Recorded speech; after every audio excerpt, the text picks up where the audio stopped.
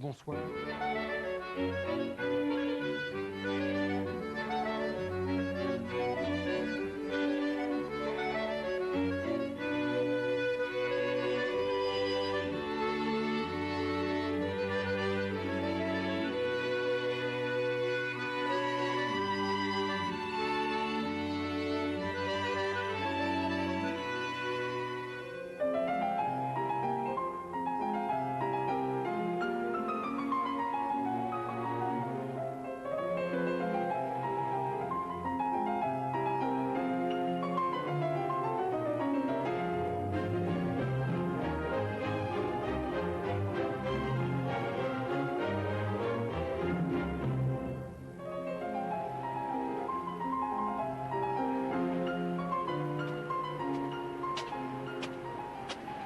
Si j'héritais de l'infatuation de mon père, je pourrais me croire cadet des ducs de Bretagne.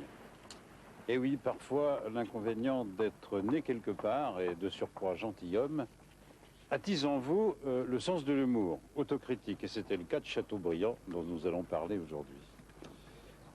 Son père, dit-il, n'avait qu'une passion, c'était celle de la généalogie. Et ça n'empêcha pas le dernier de ses enfants de devenir ce qu'il fut.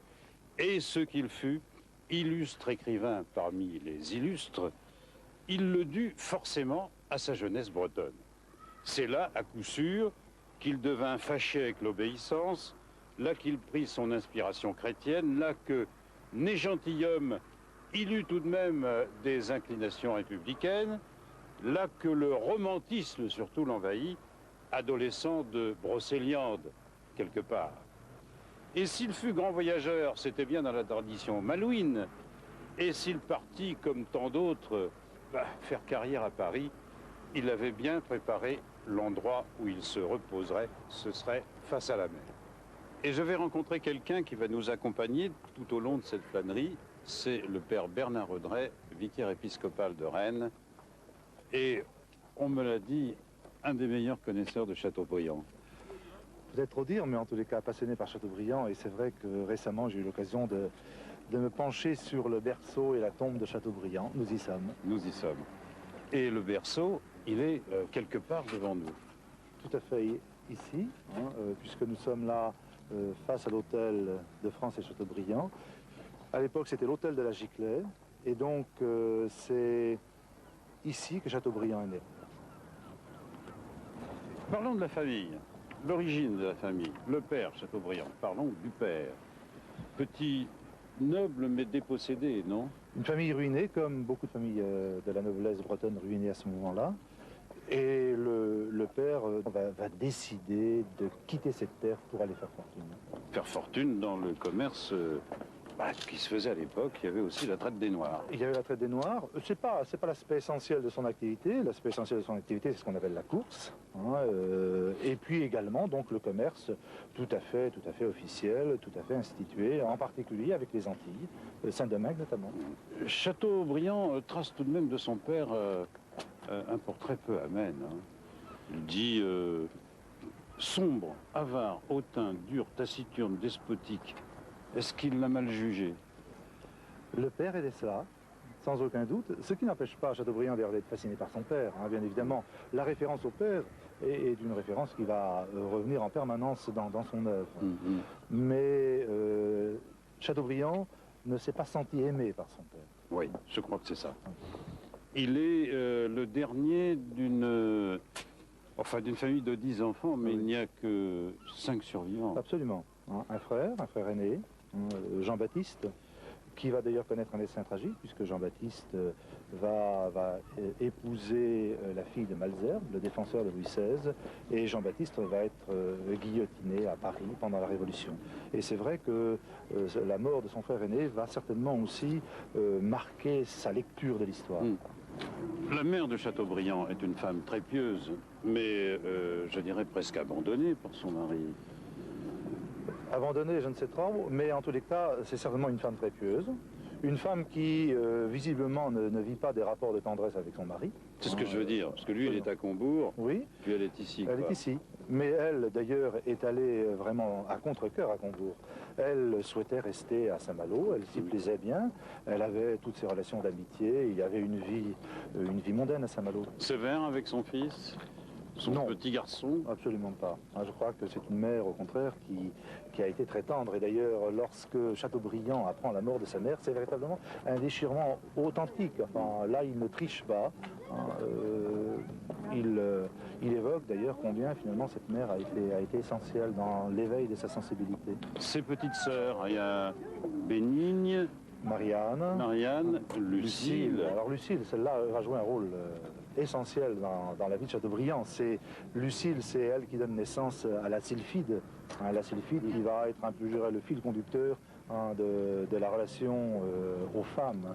Et Dieu sait si les relations de Chateaubriand avec les femmes sont des relations complexes. Complexes, oui. Celle de Et nombreuses. Nombreuses.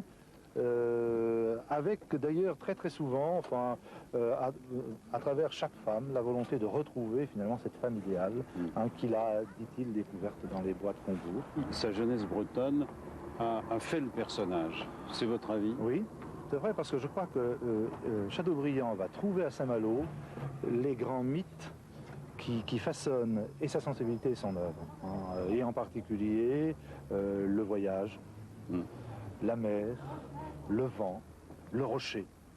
C'est vrai que nous sommes entourés de rochers et on verra combien finalement le Grand B est référence à d'autres rochers. Ça, ce sera pour la fin de l'émission. Je reprends Chateaubriand bébé. Il a à peine 15 jours et on l'envoie à Plancoët. En nourrice à Plancoët. Il est chétif, on ne donne pas cher de sa vie. Oui, c'est vrai, mais d'ailleurs... avant lui, plusieurs enfants sont déjà morts. Et c'est vrai que dans cette population très entassée d'Intramuros, il faut savoir que sur ces 24 hectares, il y avait 20 000 habitants. Donc vous imaginez l'entassement, et avec tous les problèmes d'hygiène que cela pouvait poser, alors on envoyait les enfants à la campagne. Voilà, et nous allons maintenant donc, nous, à Plancoët, voir comment le bébé Chateaubriand va être élevé.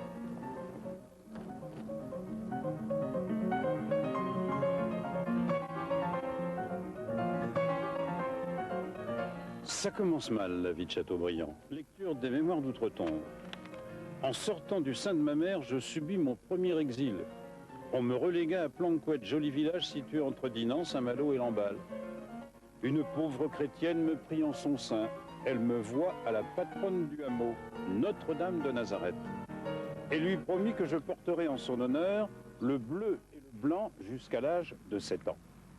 Je n'avais vécu que quelques heures, et la pesanteur du temps était déjà marquée sur mon front. Que ne me laissait-on mourir? Mais Chateaubriand vécut. À 7 ans, il fut relevé de ses vœux, ici même.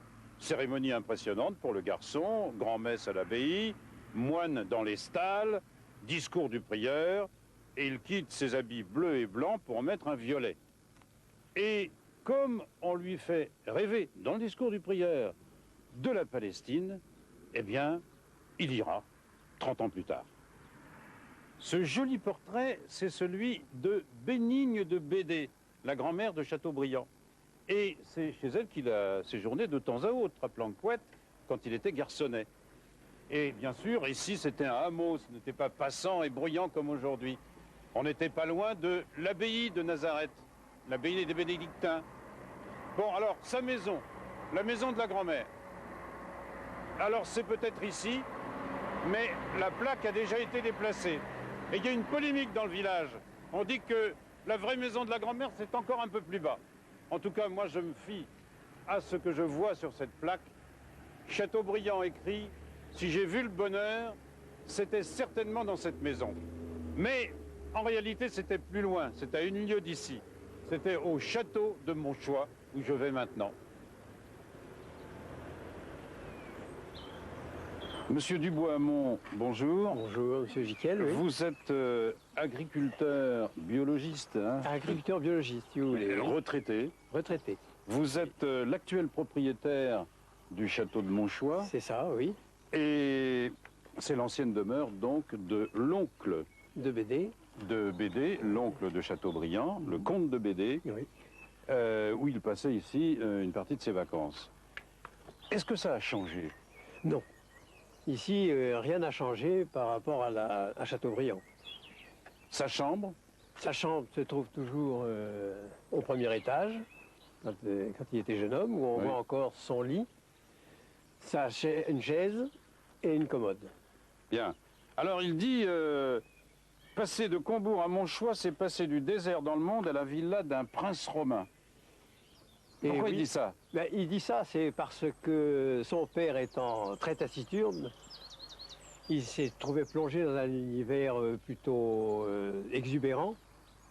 Et ça l'a impressionné de telle façon qu'il a cru passer au paradis terrestre. Oui, si on le lit trop abruptement, on imagine un château avec des fêtes, etc. C'est pas le cas du tout. C'est plutôt une maison de campagne. C'est une maison de campagne, mais il y avait tout de même des fêtes avec les cousins du voisinage, car les gens par ici étaient presque tous parents. Oui, bah oui, bien sûr. Oui. La grand-mère, quel rôle elle joue là-dedans?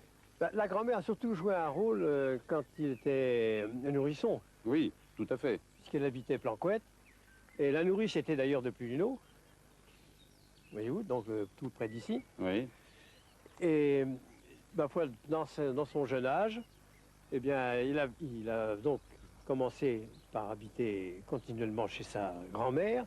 Et ensuite, il est venu voir ses cousins germains, puisque le comte de Bédé était le frère de sa mère. Le frère de sa mère. Alors c'était, il dit, l'hilarité du comte de Bédé était inépuisable. Alors on l'appelait Bédé l'artichaut, Oui, par contraste avec un autre Bédé qui s'appelait Bédé l'asperge. L'asperge, c'est Expliquez-nous ça, ça. ben, probablement que son frère devait être assez mince, et lui il devait être assez rondelet. Il venait régulièrement parce qu'il passait aussi ses vacances à Combourg. Ah ben, il partageait son temps tout de même, entre Oui. Saint-Malo d'abord, puis ensuite Combourg. Et c'est là qu'il fait la différence entre, même que Combourg était encore plus sinistre que Saint-Malo.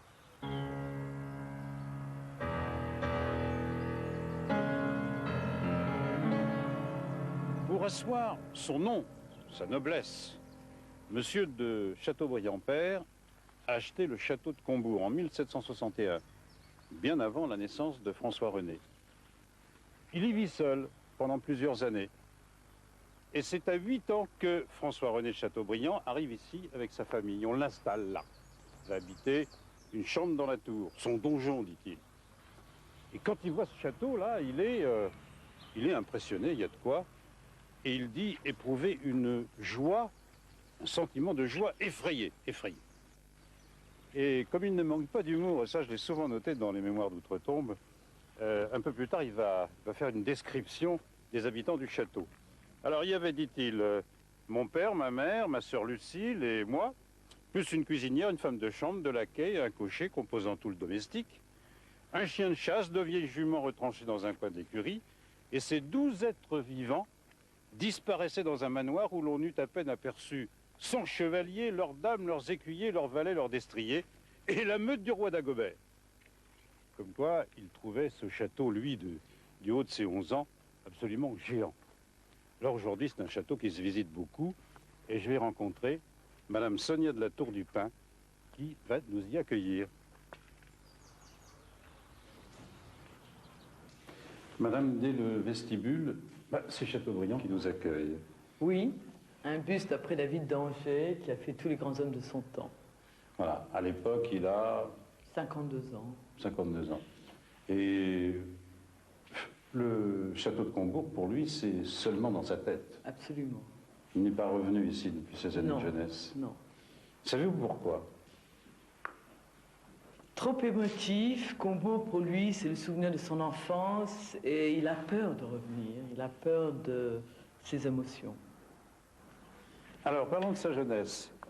Au fond, quand il arrive ici, il va tout de suite étudier. Pour étudier, il va aller à Dole, Oui. puis plus tard à Brest. Ici, qu'est-ce qu'il vient faire, au fond? Ce sont des vacances. Des vacances scolaires, tout Oui. simplement. Sans doute longues à l'époque. Sans doute longues, ça j'ignore exactement la longueur. Je pense que c'était comme autrefois, au moins 3 mois. Il venait à Noël, il venait l'été. Il venait à Pâques. Bon, alors on saute beaucoup d'années, on le retrouve ici à l'âge de l'adolescence. Après Oui. Brest. Ça, là, il va être très marqué. Je pense que ça peut être fait l'écrivain, ces années-là. Oui, ce sont les années de délire, les années qu'il n'oubliera jamais et où il reviendra toute sa vie. Et ça, c'est quelque chose de très nouveau dans la littérature, puisqu'il décrit des années en revenant à un lieu qui est l'enfance et qui est une période sur laquelle aucun écrivain, à part Rousseau, qui est le père spirituel de Chateaubriand, a écrit. Il décrit, Et il par exemple... sublime l'enfance, Oui. ce qui fait de Courbevoie le berceau de ce qu'on appellera plus tard le romantisme. C'est un pré-romantique. C'est le père du romantisme. Voilà. Parce qu'au fond, qu'est-ce que le romantisme? Oui. C'est l'expression des sentiments attachés aux choses, aux lieux, aux êtres. Ouais. C'est une façon de l'exprimer qui fait ce mouvement littéraire, je pense. Alors, ses premiers émois sont considérables. Il va imaginer, à partir d'un simple contact avec une belle femme, mais beaucoup plus âgée que lui, Oui. Je dirais un idéal féminin. Absolument, la Sylphide est née à Combourg. Cette femme, il la rencontre là, à la faveur d'un spectacle que tous les invités veulent voir à travers une vitre, c'est ça? Absolument, dans la grande salle des gardes, vous avez la fenêtre qui existe encore, où le jeune Chateaubriand, encore presque enfant, il a 15 ans, éprouve son premier émoi amoureux. Ouais, il écrit aussi, plus la saison était triste, plus elle était en rapport avec moi. Oui. C'est un jeune homme triste, alors.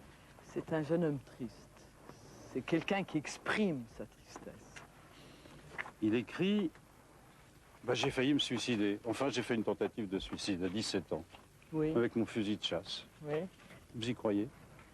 Je pense qu'il a eu un sentiment très fort qui l'a poussé à vouloir se suicider, oui. Mais à la dernière minute, je crois que c'est les pas d'un chasseur qui l'ont distrait de ce sentiment et avec recul, peut-être à l'âge où il écrit, il pense que finalement il a bien fait. Oui, il le pense vraiment, il l'écrit Oui. d'ailleurs, oui. Et il écrit aussi, c'est dans les bois de Combourg que je suis devenu ce que je suis. Est-ce que vous le pensez? vous? Complètement. C'est devant cette croix de Lucile qui a été ramenée il y a plusieurs années dans ce lieu. Il ne près du château. il ne reste que le socle. Hein. C'est une petite croix celtique, très diminuée à cause de l'érosion. Mais cette croix se trouvait dans les bois de Combourg. Et c'était un but de promenade où il s'arrêtait avec sa sœur Lucile. Et c'est un jour devant cette croix que Lucile dit à son frère, tu devrais écrire tout cela. Alors à partir de ce moment-là, Chateaubriand nous raconte après qu'il a senti instantanément un souffle divin sur lui, qu'il a commencé à bégayer des vers, et au fond il a compris que son avenir était celui d'être un écrivain. Et puis il y avait émulation avec sa sœur Lucile, Sa qui première- écrivait elle aussi. Absolument, absolument. Il a publié d'ailleurs dans les mémoires les écrits de sa sœur, qui était très passionnée et qui adorait son frère. Et que faire d'autre ici quand on a 18 ans, sinon écrire des Absolument. vers? Écrire des vers et de parler avec le seul être jeune qui était sa sœur Lucile et qui était de 4 ans son aîné. Son père, comment est-ce qu'il le considère? Parce que, bon, il y a des paroles très dures envers son père. Il etc. n'admire que son père et il n'aime que son père. Mais il le craint tellement qu'il a des mots très durs, je le répète. Oui, mais son père était un homme sévère qui élevait durement son enfant, qui n'était pas un sentimental, mais qui est l'âme des lieux. Et ça, l'enfant en avait conscience. Il avait aussi un orgueil qu'il admirait. Dans les premiers jets des mémoires, Chateaubriand parle de son père comme un être merveilleux qui racontait à son frère et ses sœurs, après le souper, des histoires de ses aventures de marin. Et plus tard, il mettra son père en arrière et lui en avant, Oui, en durcissant le trait. en durcissant le père. Et ça, c'est le deuxième jet des mémoires. Alors, il a passé, on l'a dit, ses vacances à Combourg, il les a aussi passées à Planquette. Hein. Oui. Et puis, on va aller maintenant sur les lieux de ses études, c'est-à-dire à Dol de Bretagne.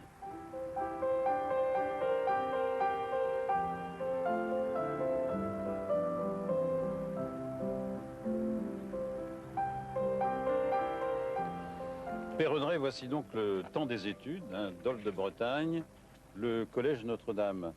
Est-ce qu'on peut dire qu'il y a encore quelque chose de contemporain de Chateaubriand ici? La construction, l'essentiel de la construction, sans aucun doute. D'ailleurs, on voit tout à fait les façades 18e. Hein, c'est une création de l'évêque de Dole. Un bon collège? C'était un petit collège, mais sûrement un bon collège. D'ailleurs, Chateaubriand témoigne de la réussite de ce collège. Et d'autre part... Je parle à son époque, Bien naturellement. sûr, bien sûr. Et il a là, effectivement, fait ses humanités, comme on disait. Et on sent que d'ailleurs que cette formation l'a beaucoup marqué. Alors, ici, il entre au collège à quelle date? Il entre en 1777, il a 9 ans. Hein. Il arrive d'ailleurs au collège en juin-juillet. On se demande comment s'organisaient les vacances. Enfin, il en parle relativement peu, même s'il revient régulièrement à Combourg. Sans aucun doute, une formation un peu hachée quand même. Souvent d'ailleurs pour des raisons de santé également. Mais ici, il peut apprendre le latin, évidemment. Hein. Bien évidemment, le latin, le grec, la rhétorique, comme on disait, c'est-à-dire le français. L'enseignement religieux. L'enseignement j'imagine. religieux. Comment donc? Hein, d'ailleurs, ça l'a beaucoup marqué. Hein, il en parle très longuement dans les Mémoires d'Outre-Tombe, sa formation chrétienne. Hein, cette formation chrétienne, d'ailleurs, qui va aussi ensuite nourrir son œuvre, et en particulier le génie du christianisme. Oui. Hein, étant donné Mais que- aussi, il a du caractère. Il se bagarre avec les profs. Enfin, ça lui arrive. Ça lui arrive. Alors là, mais il est très content de raconter cette bagarre avec ses profs. Hein. Et Ouais. surtout, d'ailleurs, il veut montrer qu'un Chateaubriand ne se laisse pas battre. Voilà, hein, l'honneur. Il y a plusieurs épisodes dans ces mémoires, enfin dans les 150 premières pages, et enfin celles qui sont consacrées au collège, bien sûr, qui sont pleines d'anecdotes. Par exemple, il y a l'anecdote du confessionnal. Oui. Il ne venait pas se confesser ici, il allait se confesser au séminaire, hein, au supérieur du séminaire, qui était tenu par les eudistes. Et à plusieurs reprises, il est allé là-bas, et à chaque fois, le confesseur lui demandait « Mais vous êtes sûr d'avoir rien oublié ?» Alors, Chateaubriand, en toute bonne foi, pense ne rien avoir oublié, mais on lui a donné, entre-temps, à lire un livre que j'ai eu l'occasion, d'ailleurs, de retrouver il n'y a pas très J'allais longtemps. vous en parler. Le livre des confessions mal faites. Et alors, évidemment, ce livre, je comprends qu'un gamin de son âge était traumatisé par ce livre. Et dans la mesure où là, on annonce tous les châtiments possibles si on ne dit pas la vérité au confessionnal. Alors, je suis persuadé que le pauvre Chateaubriand va accuser des fautes. Il va s'inventer des péchés. Absolument. Vous vous souvenez de ce qu'il dit sur l'éducation? Aucun système en soi n'est préférable à un autre. Telle chose que vous croyez mauvaise met en valeur les talents de votre enfant, et inversement. Absolument. Il estime qu'il n'y a pas de pédagogie toute faite. Hein. La pédagogie doit être adaptée finalement à la sensibilité de chaque enfant. Ouais. Et tel défaut peut devenir une qualité. Absolument. C'est ce qu'il a l'air Oui, de dire. exactement. Il ne se mouche pas du pied, Chateaubriand. Mon aptitude au travail était remarquable. Ma mémoire extraordinaire. J'étais doué pour les langues, etc. Il est fort en tout d'ailleurs. Ça, Chateaubriand n'hésite pas à le dire. Il le dit beaucoup. Il le dit déjà, d'ailleurs, là, lorsqu'il est ici, il se voit déjà effectivement remplissant une carrière politique, une carrière diplomatique. Ouais. Hein, Ah, il va oui, effectivement oui, remplir, oui. et quelle carrière diplomatique. Il aurait pu faire ecclésiastique. C'est vrai que c'était le rêve de la mère, hein, mais le père le voyait beaucoup plus courant les mers pour assurer la suite du commerce paternel. Jusqu'à quand reste-t-il dans ce collège? Jusqu'en 1781, il va faire sa première communion. Et à ce moment-là, donc, il va quitter ce collège pour poursuivre sa formation à Rennes en particulier. À Rennes. Et puis après, il ira à Brest. À Brest, oui. Mais là, Brest, c'était un peu dans le sens du projet de son père, hein, donc d'en faire un marin, C'est ça. pour la course. Là, c'est là qu'il dit, ben, non, je ne suis pas fait pour obéir, donc je ne peux pas. Absolument, oui, oui, c'est vrai. Puis il y aura les incidences quand même de la Révolution française qui vont aussi déstabiliser la suite de son parcours humain.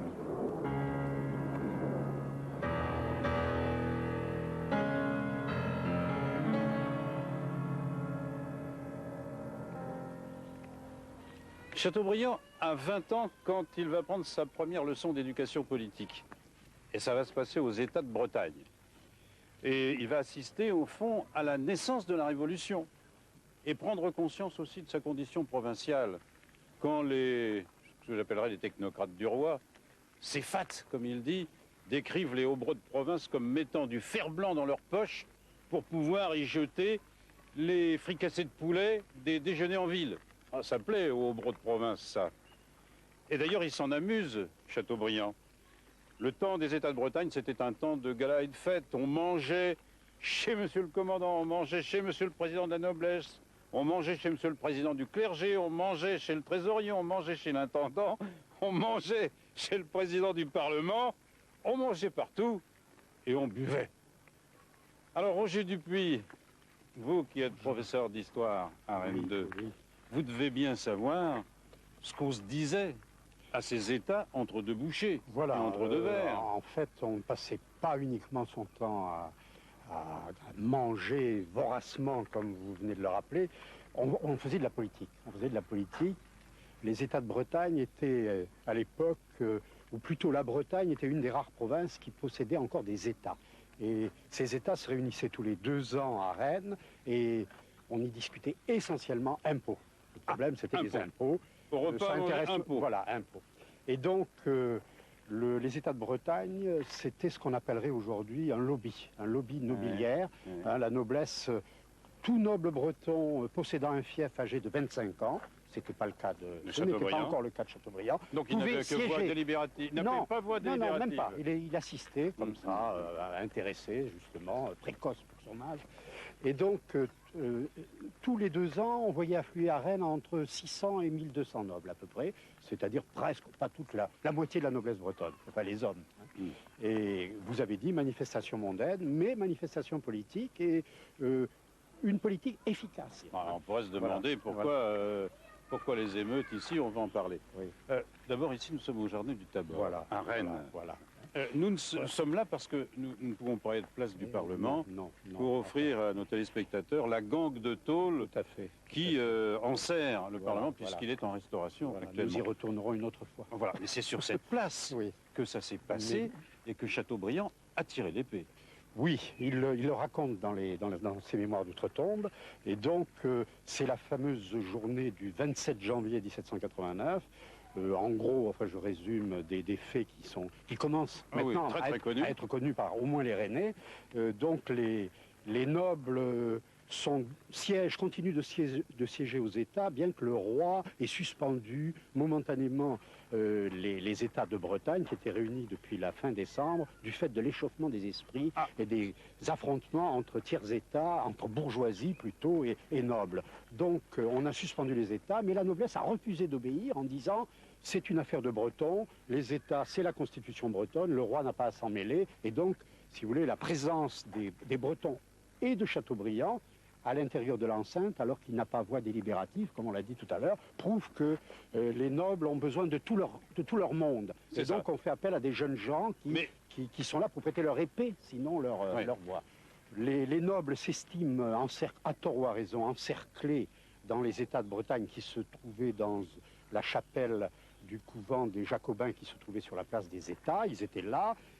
Il y a du monde, enfin je passe sur les détails, et finalement ces jeunes nobles font une sortie et se fraient un chemin au milieu de la populace, de la canaille, et ça dégénère en bataille rangée qui commence à 5 h le soir, qui dure jusqu'à 7 h 30. Nous sommes le 27 janvier, la nuit descend très tôt, et donc c'est dans une semi-obscurité qu'on s'est quand même entretué. Il y a 2 ou 3 morts, 2 nobles c'est sûr, il y a des dizaines de blessés. Et Chateaubriand, dans les mémoires d'outre-tombe, donc rédigé 20 ans après, 25 ans après, estime que c'est là qu'a commencé finalement la Révolution française. Il affirme « Je suis né gentilhomme, royaliste par raison et républicain par goût ». Assis entre 2 chaises. Oui, je crois que, visiblement, à lire les mémoires d'outre-tombe, on s'aperçoit que pendant longtemps, il est resté un peu en retrait.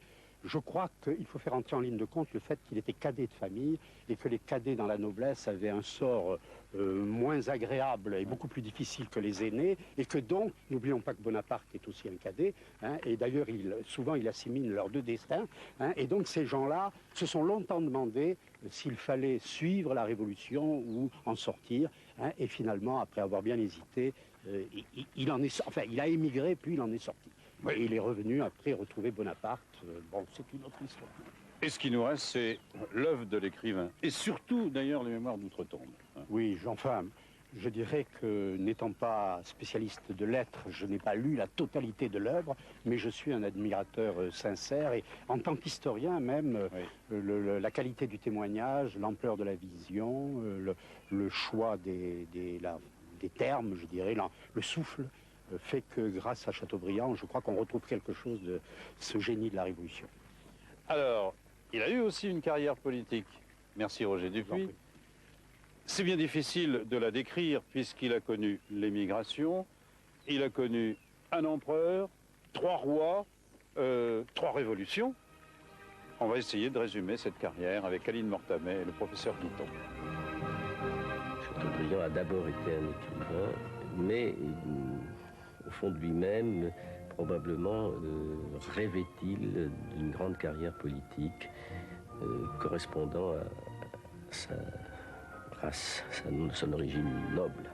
Je suis né gentilhomme, dit-il. Le gentilhomme n'écrit pas des livres. Le gentilhomme aide le roi à la guerre ou en étant ministre.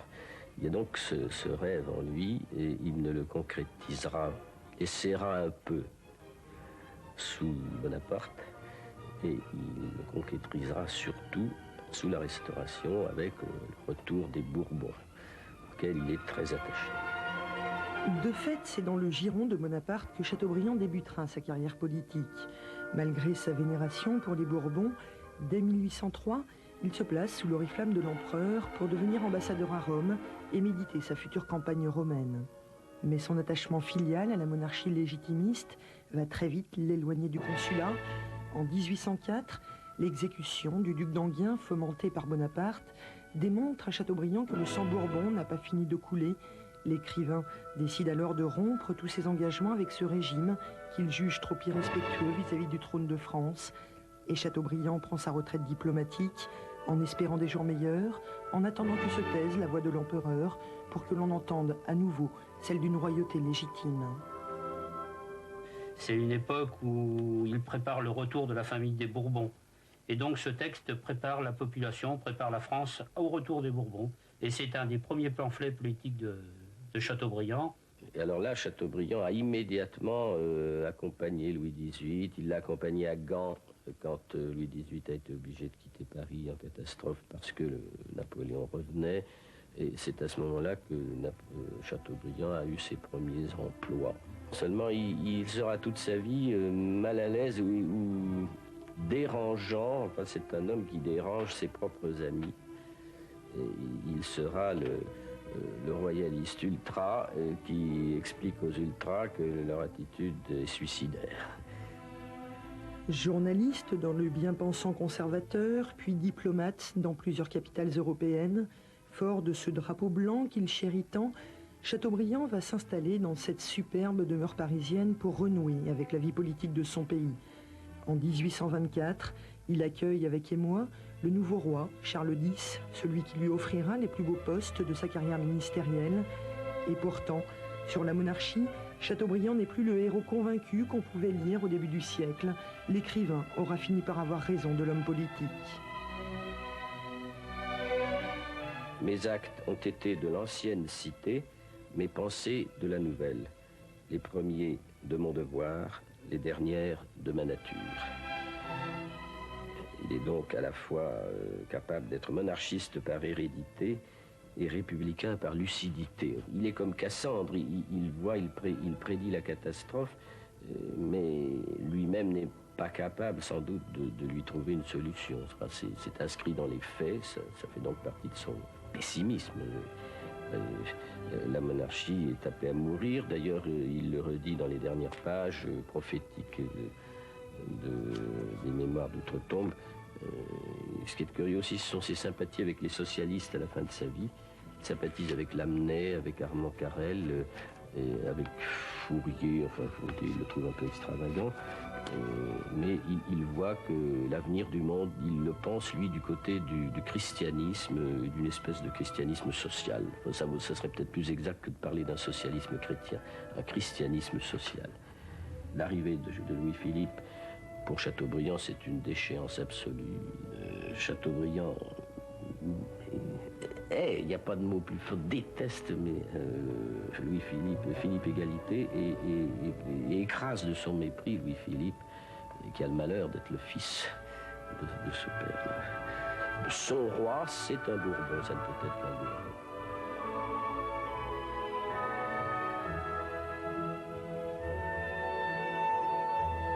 Spectateurs assis dans une salle vide, loge désertée, lumières éteintes, seul de mon temps devant le rideau baissé, avec le silence et la nuit. Ce sera un peu le dernier mot d'un homme politique désabusé.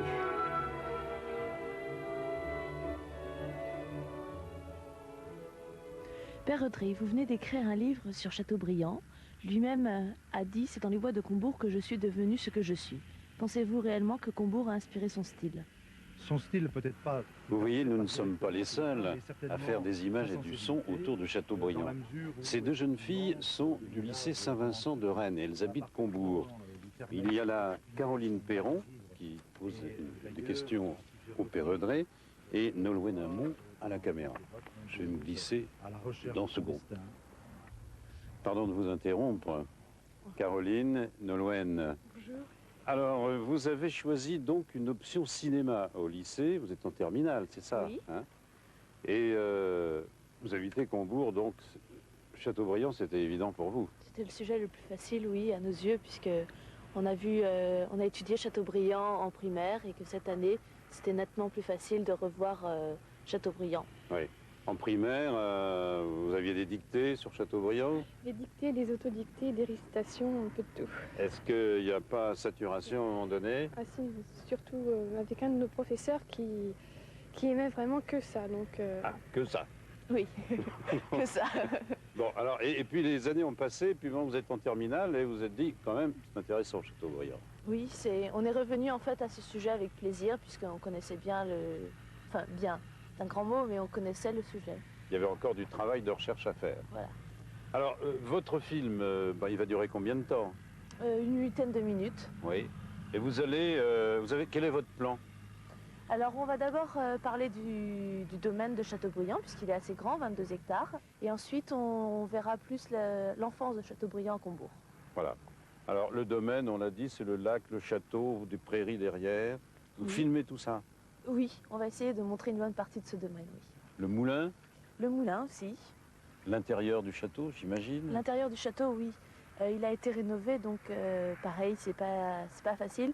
Mais c'est toujours assez significatif puisqu'il reste les portraits de la famille. Donc on peut faire une mise en scène. Voilà, et puis il y a un résultat au bout, quelques points, hein, puisque c'est une option, c'est ça? C'est une option, on va la présenter au bac et donc le jury va pouvoir apprécier ce qu'on a filmé.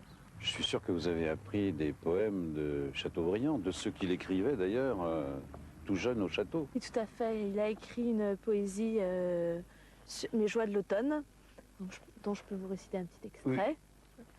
Alors, le soir, je m'embarquais sur l'étang, conduisant seul mon bateau parmi les joncs et les larges feuilles du nénuphar. Là se réunissaient les hirondelles, prêtes à quitter notre climat. Elles se rassemblaient sur l'eau au coucher du soleil, poursuivaient les insectes, s'élançaient ensemble dans les airs comme pour éprouver leurs ailes, puis se rabattaient à la surface du lac et se venaient suspendre aux roseaux que leur poids courbait à peine et qu'elles remplissaient de leur ramage confus.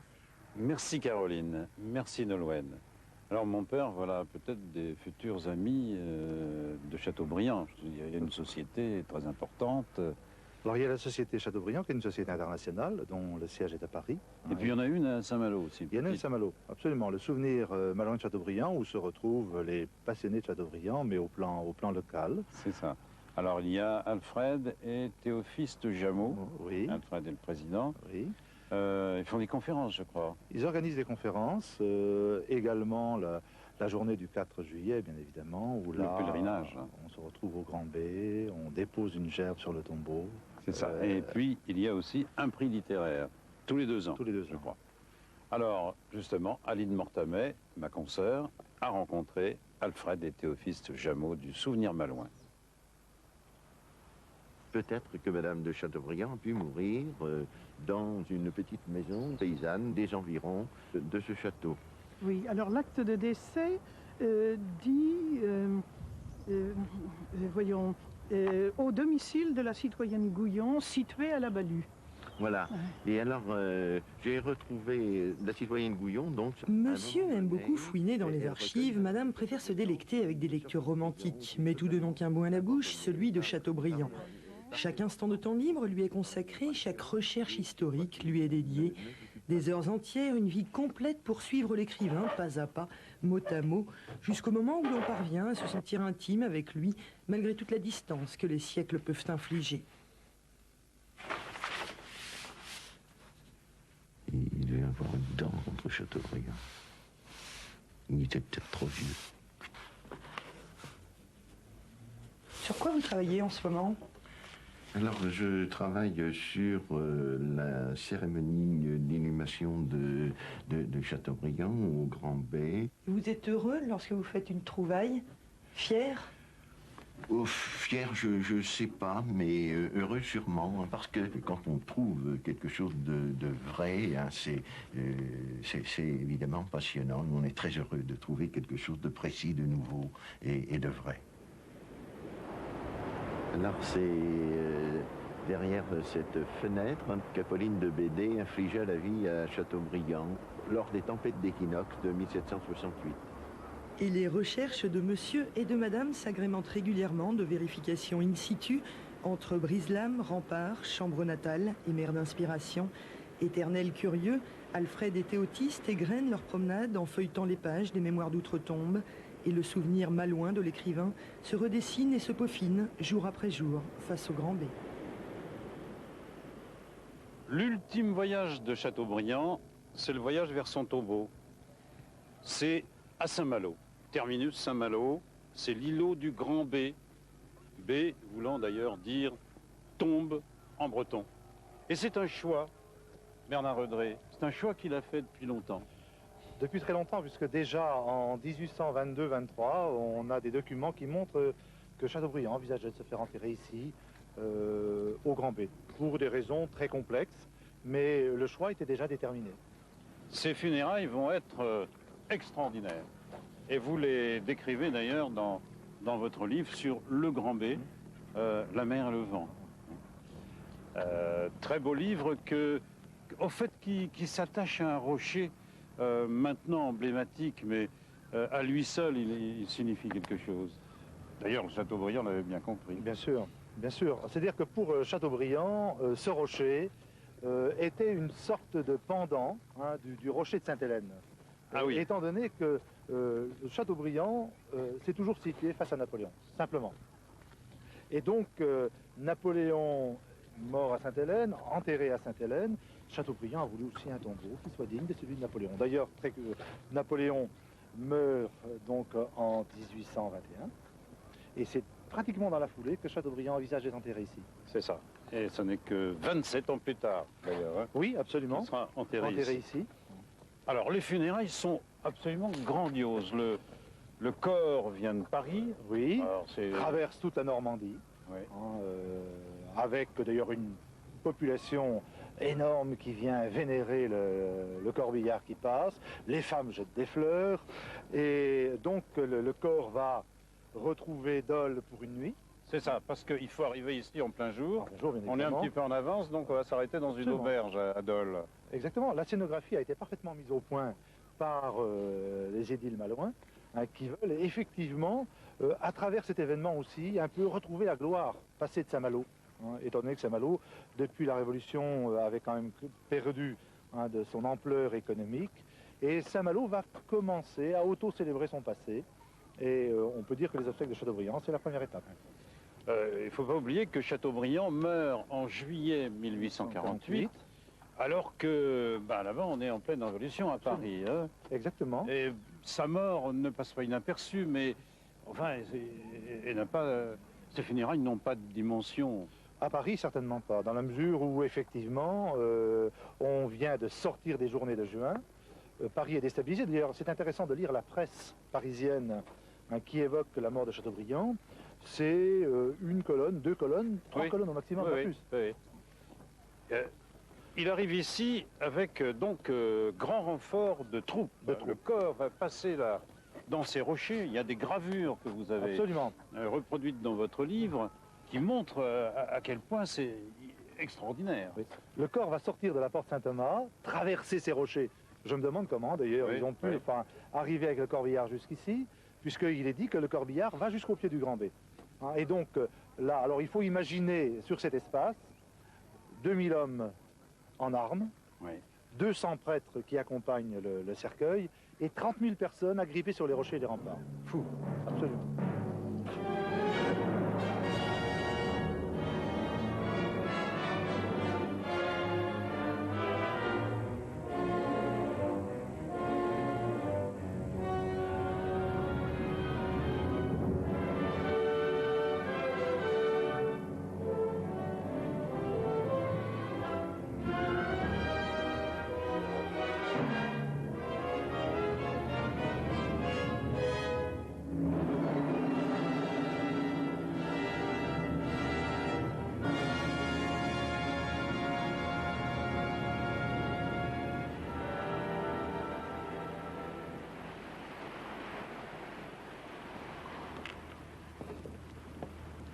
Alors, cette inscription nous dit qu'il a voulu reposer ici pour n'entendre que la mer et le vent. Absolument. Mais il a entendu la musique militaire, enfin il n'a pas Oui. entendu, mais la musique militaire était là. Bien évidemment, et en particulier, ils ont interprété une œuvre de Chateaubriand, enfin, les paroles de Chateaubriand, Combien j'ai douce souvenance du beau pays de mon enfance, qui avait d'ailleurs été joué également à la cathédrale pendant la célébration. On dit d'ailleurs que tout le monde s'est mis à pleurer à ce moment-là. Et à nouveau, on a réentendu cette musique sur le Grand B au moment donc, où le corps a été amené là. Et c'est là qu'ont commencé les discours, et en particulier le fameux discours de Ampère, qui représentait l'Académie française, parce que n'oublions pas que Chateaubriand était académicien. Et donc là, il était 2 heures de l'après-midi, et tous les témoins disent qu'à ce moment-là, un coup de vent s'est levé. Et là, Chateaubriand, évidemment, aussi, retrouvait les tempêtes. Rappelez-vous, j'entrais avec ravissement dans les mois des tempêtes. Est-ce qu'il avait pu visualiser son tombeau? Oui, parce que 10 ans avant sa mort, avaient été réalisées des lithographies, répandues à travers toute la France, qui montraient le tombeau de M. Chateaubriand. Et c'est la raison pour laquelle, d'ailleurs, à un moment, il dit aussi à un de ses correspondants, ne parlez pas trop de mon tombeau, ça fait peur à ma femme. Laquelle femme disait, de toute manière, nous ferons tombeau à part. Est-ce qu'il voulait témoigner là qu'il quittait un monde, enfin qu'il se séparait d'un monde qui l'ennuyait? Il disait toujours ça. Oui, et ça tout à fait. Je crois que ce grand B, donc qui est isolé par la marée, ce grand B pour lui est le symbole aussi de l'isolement. Là, il espérait trouver la quiétude pour contempler la mer qui pour lui est symbole d'éternité. Il faut savoir que c'est la tombe de Chateaubriand, il n'y a pas de nom. Et là également, il a voulu qu'il n'y ait pas de nom, parce qu'il estimait finalement que sa seule présence ici suffisait à déterminer qui il était. Ce qui vaut d'ailleurs aujourd'hui bien des malentendus, parce que j'ai entendu ici dire c'est Victor Hugo qui est enterré là. J'ai même entendu, tenez-vous bien, le marin inconnu. Pourquoi pas? Pourquoi pas? Est-ce que c'est un péché de ne pas avoir lu Chateaubriand aujourd'hui? Quasiment. Quasiment, je crois qu'effectivement, ce serait un péché contre l'esprit. Et si on ne lit que les mémoires d'outre-tombe, après Atala, René, etc., est-ce qu'il va nous manquer quelque chose? Je crois, dans la mesure où l'œuvre de Chateaubriand, qui peut-être aujourd'hui est la plus prisée par les spécialistes, ses frères en écriture, c'est la vie de Rancé. Qui était Rancé? Rancé, c'est le réformateur de l'ordre cistercien au XVIIe siècle, le fondateur de la Grande Trappe, d'où le nom d'ailleurs de trappiste. Oui. Mais pourquoi écrirait-tu? Parce que son confesseur lui avait donné comme pénitence d'écrire une vie de Rancé. Oh, il a longtemps attendu avant de réaliser cette pénitence. C'est son dernier livre, un livre que Julien Gracq qualifie de livre griffu, hirsute, d'une écriture très moderne, très proche de l'écriture cinématographique, avec plusieurs plans dans la même phrase. Aujourd'hui, les manuscrits qu'on peut trouver, qu'on arrive à trouver dans les ventes, valent des fortunes. Est-ce que ces manuscrits, est-ce que toute l'œuvre de Chateaubriand est précieuse pour l'histoire ou pas? L'œuvre de Chateaubriand, sans aucun doute. En particulier, les mémoires d'outre-tombe, bien évidemment, pour connaître l'histoire politique, la sensibilité de son temps, mais également toute son œuvre, et en particulier, je pense à son œuvre religieuse. Le génie du christianisme est certainement une manière d'approcher la sensibilité de son temps.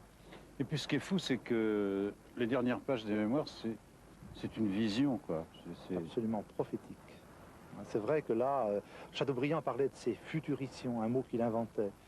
Et c'est vrai que dans ces dernières pages, il envisage l'avenir avec la montée de la démocratie, la montée d'urbanisation, la facilité des déplacements. Les tensions. Les tensions, hein, les tensions sociales en particulier, et la difficulté pour l'homme d'être un homme.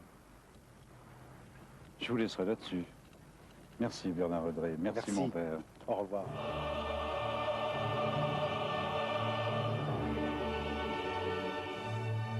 Des orages nouveaux se formeront.